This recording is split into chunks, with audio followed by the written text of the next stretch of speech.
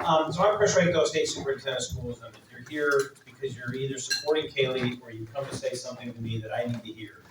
So I'll be on the road in about an hour and a half, and then you can call me. Happy to talk to folks afterwards. So I'll just give it to you in a way that is totally in the lens of an educator and a guy who's in charge of $20 billion and 1.1 million kids trying to learn. This is what's at stake for me, and I'm going to take it from a deductive level. I'm going to talk to you about kind of why Washington, D.C. causes so much pain here and how real that connection is. Adam and our senator have an impossible job right now. I will tell you that. It's an impossible job because, right or wrong, this country decided a couple of things over time. Number one, we were going to go into unprecedented debt at the federal level to buy a lot of things, many of which this country cannot afford, but that's the choice through Democrats and Republicans, so it's not a partisan thing. But very recently, with the re-election of this particular president, there was a systemic determination that they were going to dismantle and assault core public services in the United States of America. It's their philosophy.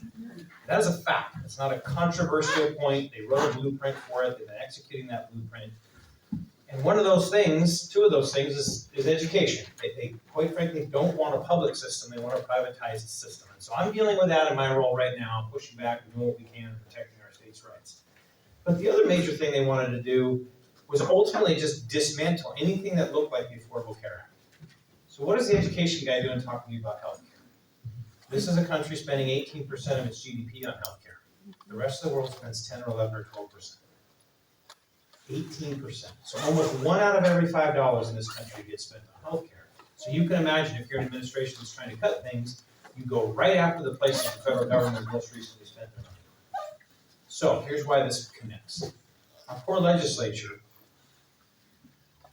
they've got to deal with an administration that's pulled billions and billions of dollars out of our state budget.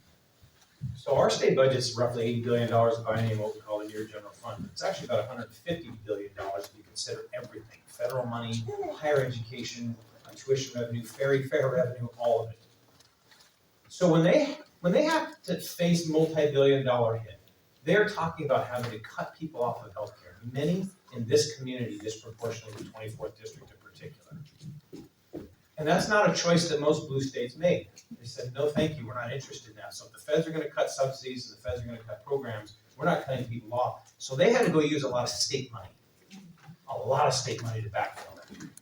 We spent a lot more money this biennium than we did last biennium. We don't have a fiscal crisis of revenue per se. We had an instant crisis of keeping things affordable for people who were really desperate. So why does it matter to me? Why do I want Kaylee Kuehn in this seat? Because when they have to do that, that was $4 or $5 billion they didn't have just to maintain basic education. So now we're a state 7 years after the court told our legislature to fully fund education. That's no longer fully funding education. We've lost ground to inflation per student. That's even adjusting for enrollment decline. We've gone from 52% of the budget down to 42% of the budget. Insurance isn't being adequately paid for to the tune of over $500 million in our school system. And when our schools have to pay insurance bills, which they will do, they have to cut it from somewhere else. So our legislature is doing the right thing by trying to take care of our most vulnerable, but the consequences are that education gets hammered. So that's how this federal government thing has such a nexus. So why do I run around the state in a couple of races, and I don't pick a lot of them, but I listen to a lot of candidates, and many I say, hey, I'm not going to back you, but I'm not going to back your opponent either. This was not a hard choice for me.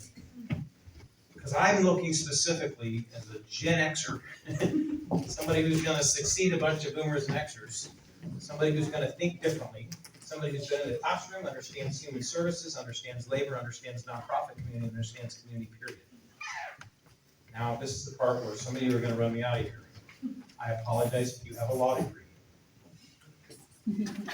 I am really frustrated with the growing number of people in this state who run for office because they've created some sort of genetic lab where they grow little lawyers in law school, and then they run for their first office, and then they run for legislature because they're all going to be a member of Congress or the president or the governor or something like that. This stuff is not about ascension of politicians. It isn't. We are at a breaking point in this country in so many ways, And the federal government isn't gonna save us, and I don't care who you elect 2 years from now in the White House, they will never have enough time to do what the states are gonna have to do for themselves. So I want leaders that are gonna do that work, that aren't beholden to anybody, who didn't think about this since they were born to be this, but who said, wow, my next level of service could potentially be as a representative. So let me make one more connection to you. When the legislature has to backfill billions of dollars in federal cuts to take care of vulnerable people and they can't fund schools amply, they also can't do really progressive and transformational things, like finally decoupling timber revenue from school funding. It is 40 or 50 years overdue. I completely understand why any district superintendent at the local level is saying, but I don't have a backfill or solution for that, so please don't take that dollar away from me. I get it. What my office did when I got in there about 8.5 years ago is one of the first actions I took was by rule to say, you know what, if districts are gonna harvest timber locally, if local timber harvest and districts get to apply the levy, the legislature for 40 years said every time they get a dollar, the superintendent's office has to take a dollar of state money away. So our districts were never getting the benefit of local timber revenue, ever. And we changed that, and we changed it because, gosh, in Bellevue, they build 80-story buildings and they have millions of dollars in their tax base. But here you wait 8 years for a tree to grow, so I didn't think that was right. But there wasn't an endorsement to cut old growth or what we call structurally complex forests. That's not what that was about. So when that's 6% or so on a land bank, we want a reasonable conversation around protecting that so we have a future of old growth and generations of kids can enjoy the forest. We get the climate resiliency, we get the fire resistance. When we do the right things by that, it's the right thing for generations of kids. And our trust mandate isn't just a cash flow, it's a trust mandate to trustees, which is all of our children in multiple generations. So here's the nexus. We can't even think about stuff like that. When we're backfilling billions of dollars and we're unable to fund basic education, you got a bunch of lawmakers in the legislature, understandably, who say, this is not the time to do anything innovative like that. And I call BS on that. Because I know how much they're spending on rural hospitals and rural healthcare and struggling, but if you could do something, transformative in the state, you would sit down Republicans and Democrats and you'd say, this is an old 100-year-ago model and it's ridiculous. If we're gonna harvest trees through what is legitimately a crop, if you will, the way we do corn or peas or beets or anything else, there's a limit to how much you can do. It's gotta be reasonable and you should put that money right back in the community which you came from. Your rural hospitals in this district need that money way more than our schools. And that's saying something coming from me. That timber revenue is 0.3% of the entire school funding system. But imagine what $60 million of binding would do to fight fires and to protect us from climate injustice. You could also help the industries that are impacted. You could drive a lot more of that money into rural communities. So that's the kind of innovative thinking that's possible. When we don't get gripped by the crisis of the federal government and say, well, we can't do anything but just incrementalism, this is the time for courage. This is the time to think really big. What if we were not doing it that way? What if the legislature's constitutional mandate was enforced and they funded schools so that we could free up $60 million every 2 years to put it into rural communities, maybe even protect our legacy forests, so maybe it's $55 million instead of $60 million in revenue. But imagine that in this community. Imagine how that would unite us to say we're going to keep the timber revenue we do have, it's going to net up for the community, the legislature's going to do their job. Yeah. So here's the last thing I have for you. There are 2 other opponents at a minimum in this race that are highly capable, and they'll do a good job if they get elected. Just as last time, I absolutely back Mr. Pickens, and I love him to death. He's great. Adam's an amazing representative, doing a great job. It is nice to have choices.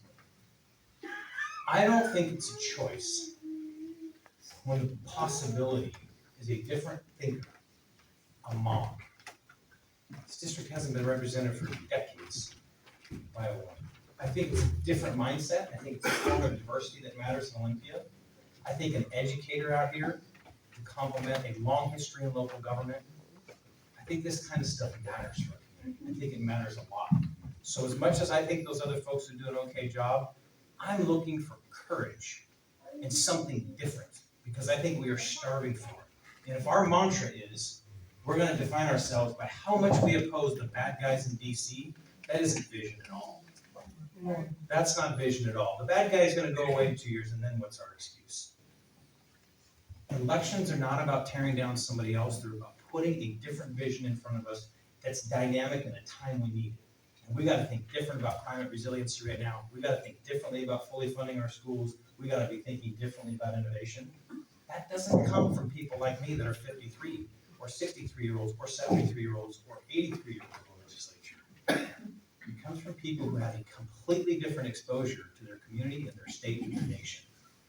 So for me, give it all, you old guys, including me. I'm ready. If you were 18 or 21 or 25, I want you in the legislature because I will take my chances on somebody who's lived through the pain of student loan debt, who's lived through trying affordability of housing, who's lived through fires. It's all they've ever known in the fall going back to school. It's lived through the violence that young people live through, the chemical dependency. It is a radically different person seeking the legislature today at 25 or 30 or 35 than it is somebody who experienced that 30 years ago. It is a radically different time. And if we can't hand the reins over to folks who have a contemporary view of challenges, then all we are doing is clinging to the past. And those solutions are not the ones we need today. Am I introducing you? Yeah.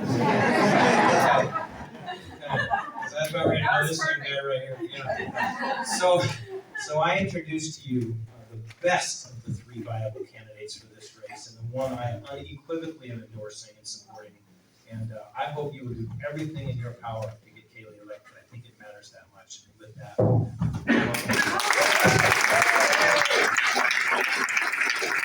wow, that was incredible speech, and wow, what a great way to be introduced. Thank you so much, both of you. Thank you very much for all your words. I should start by saying, I don't think I ever confirmed my age to you, which I heard 18, 25, 30, 35, 28. So I first just want to say thank you both for being here. Thank you, Chris, for coming all the way out here and for all those words and letting us know from your heart, what you've been working on and how much you were fighting for our people and for our kids and how these big issues are connected. Because I went to school at Evergreen, the Evergreen State College, and one thing, I know it has a rep, but one thing that I love about Evergreen is the instructional model. It has a very different instructional model at that level. And if you don't know anything about it, it's very interdisciplinary. We look at things in a different way. You take one long 16-credit class for several months, and you get 4 credits in history and 4 credits in math and 4 credits in whatever, basket weaving. But but what I loved about that approach is that we need to start understanding that all of these different issues are incredibly connected. And so when we talk about housing, that is one of the things I talk about with people in the community a lot. They say, well, I understand you come from education, and that's your background, but I'm really concerned about housing. So someone having, experience working in that field. Well, workforce housing is missing, and that middle missing housing is missing so much right now. And that affects the types of teachers that we get out here. That affects the type of doctors and nurses. These things are all connected. And having that perspective to really be able to start addressing these issues is so important. So I just love the way that you think and address these incredibly important issues. For those of you who don't know me, I am Kaylee Kuehn. I grew up in swim to parents who are here, longtime educators in our public high school. My dad was athletic director for many years, so I was very involved in sports growing up. And that start for me, I'll go way back to middle school, was in 7th grade. I was the girliest girl you would find. I wore hot pink and sparkles any chance I could get. And I one day was in the car with them. I'll never forget this conversation. But I said, I think I want to join the boys wrestling team.